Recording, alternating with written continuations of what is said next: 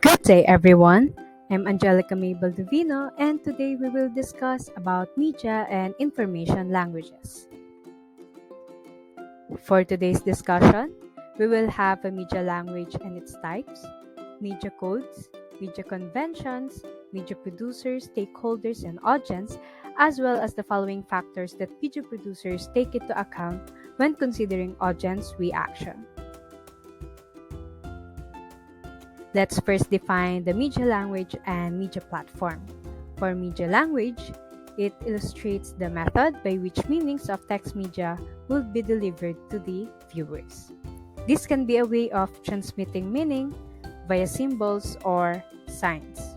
Whereas media platform, it is defined as the variety of mediums in delivering a message to audiences such as newspapers, internet, and television.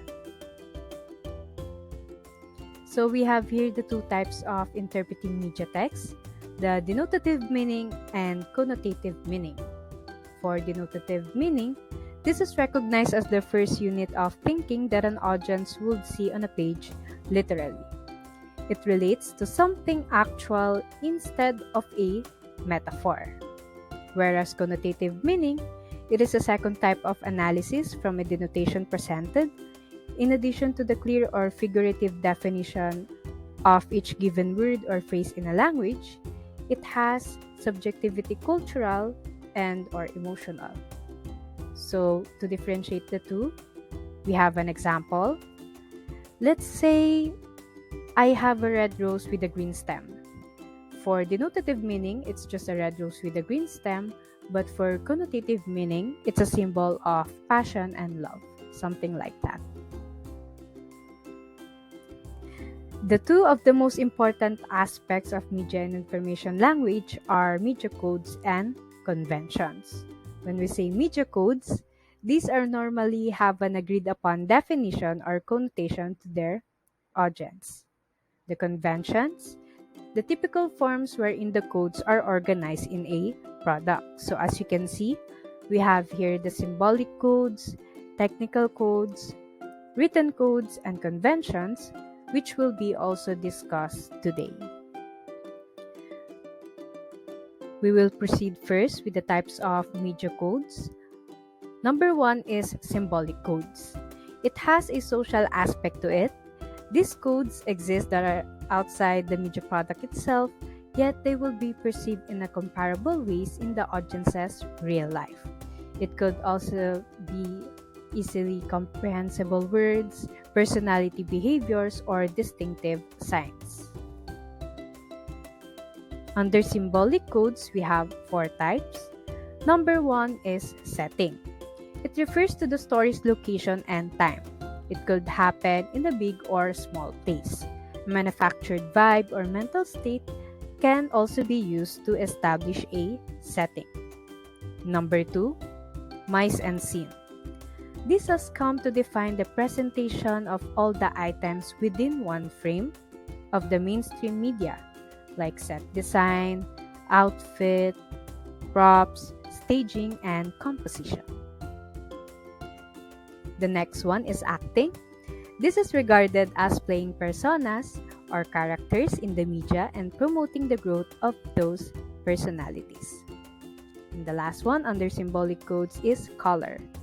This has a powerful cultural meaning.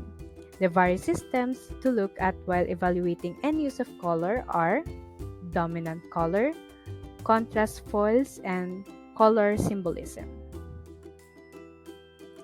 The next type is technical codes. This is exclusive to a certain mass medium and it does not exist beyond it. Under technical codes, we have four types. Number one is camera work.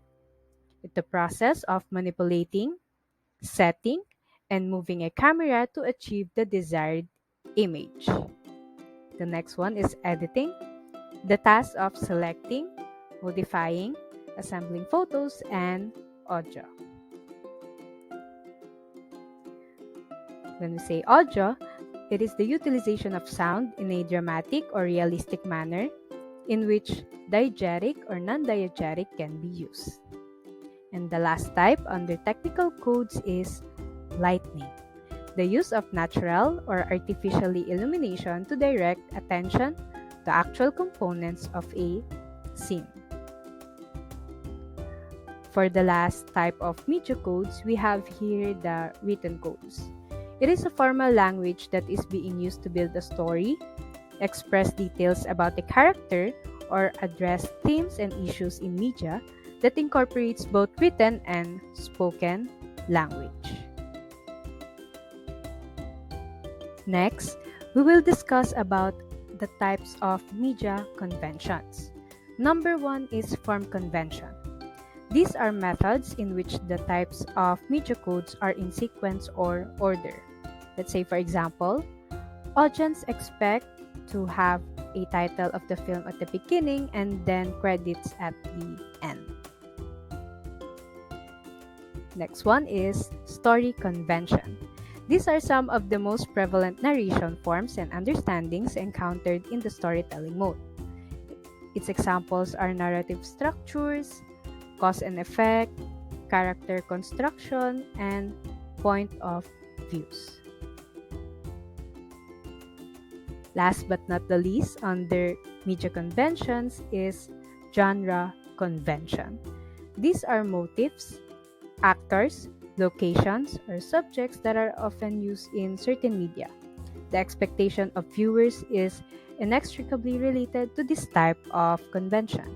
Examples are drama, comedy, romance, horror, action, science fiction, thriller, and suspense.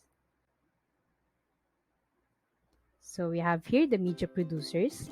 This pertains to the creation or plans artistic activity like movies, TV series, theatrical performances, songs, digital material, radio broadcasts, and festivals. Next one is stakeholders. These are individuals or groups with similar goals or objectives. The next one is audience. These are media consumers for which the message was developed. And the last one is audience analysis.